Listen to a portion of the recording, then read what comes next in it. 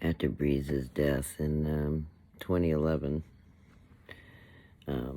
I started just going to shelters. I don't know, I had Tyler at home. I had gotten him onto the, sign on the side of the road. And I think that's when 2011, when I really started, like, just looking at shelters as a source of animals, because finding animals in another way was just impossible. Um, you just couldn't get them in the newspaper anymore. You couldn't find the sign on the side of the road. People didn't have them in their yards anymore. People's yards weren't big enough to have them. And there was a lot of trends in just not allowing them to run feral anymore. Turning what was once a wild animal into, a warehoused commodity. And the behavior management, and some would say the bad breeding of the feline species in general to accomplish that aim. I don't know if other countries are seeing similar cat behaviors. I believe I am seeing a change in them over the last, 10 years, really, that I didn't see in the previous 10. I believe that maybe it just coincided with the trends of the time. I got a cat outside in my yard, and then the next time I went, when she passed away and went to find one, I couldn't find any cats anymore because that trend occurred right around that time. So when it was time for me to look for another cat, naturally, I had to go to the shelter.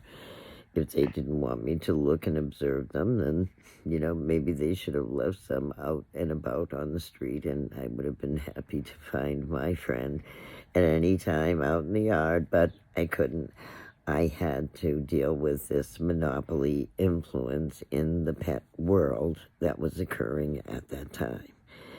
So that's why I started, observing shelters. And when I was finding, and I did my part. I mean, I really gave my all to my animals, to not just to my favorite animals, but to every animal that I could, I made myself available to. And I often felt guilty that I was unable to take them all, take them all out of that situation where I felt, I don't know, I can't tell you the amount of times I've stood in a shelter and felt this animal is in danger here.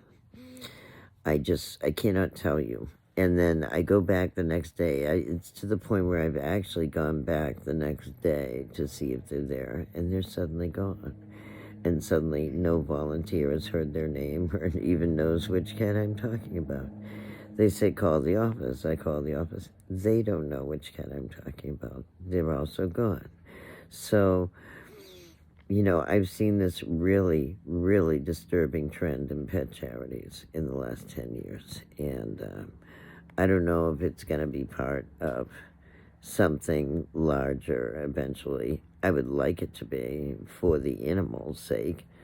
I don't know if the humans are going to catch on to it or are catching on. I don't know. I don't know if it's just this area, if it's just this country. I don't know yet. I can just say what I've noticed. I'm just gonna kind of tell some observations. Some shelters take a lot of personal information, and you don't always end up with a cat because of it. Sometimes you end up with a phone number that you call and no one returns your call. And sometimes you finally get the person on the phone and you speak to them for a few moments and they say, oh, I got another call coming in. Can I call you back? And then they don't ever call you back. And you call them back and leave a message and suddenly they're not answering your calls again. I've had that happen. That is the Kitty Angels experience for me. That, and I've filled out the application twice. I suspect that my information was used by them. And I think that they know how to work the systems. It's someone that knows very well, excuse me, my nose, someone that knows very well how to work the system and who qualifies for the Section 8, who qualifies for the Medicaid, and which state offers what benefit.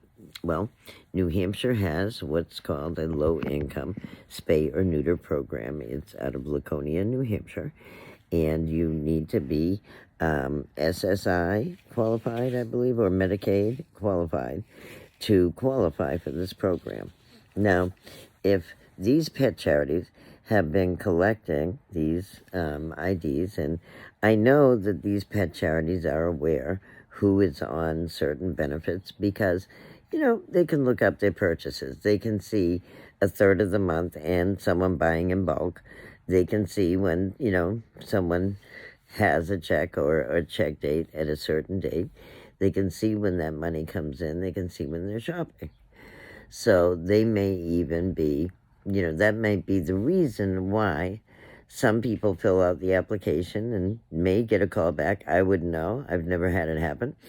And some people, like me, fill out an application and get the runaround, the endless runaround, because I think someone is taking these IDs, these names, this data, this information, and, because of the tendency, they run a lot of addresses. They are out of a P.O. box. They're out of an address in Tingsboro. They're out of a store in Nashua.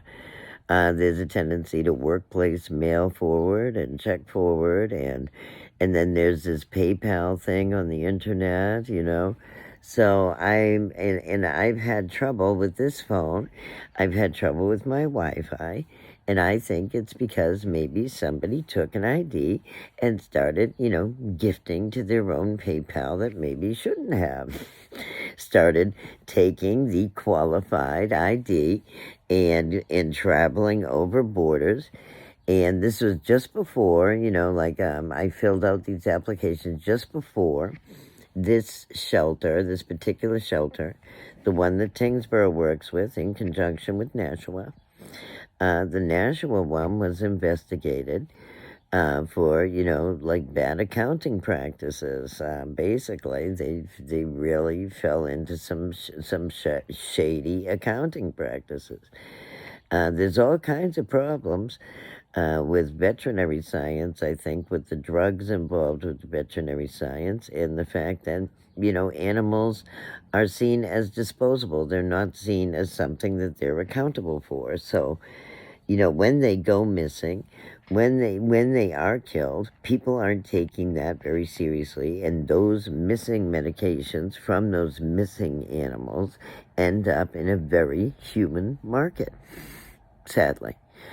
So they have a lot of interest in maintaining their access to these professions because they know their proclivities depend on access to that substance.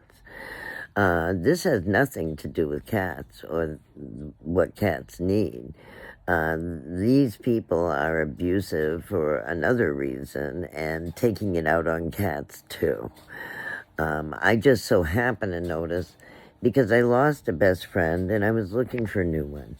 And I ran into a bunch of deadbeat shelters that would dump their oldest and charge top dollar for the youngest, and they're not really providing any extra care, anything in particular that I could not provide. And they seem to double rent the room. They seem to, readopt the same cat, and the continual, being shuttled from one warehouse to another isn't helpful for any organism, whether it's a human adoptee or an animal. It's not a best practice. It's not even a humane practice. It may be a legal one right now, but I really question whether or not it should be.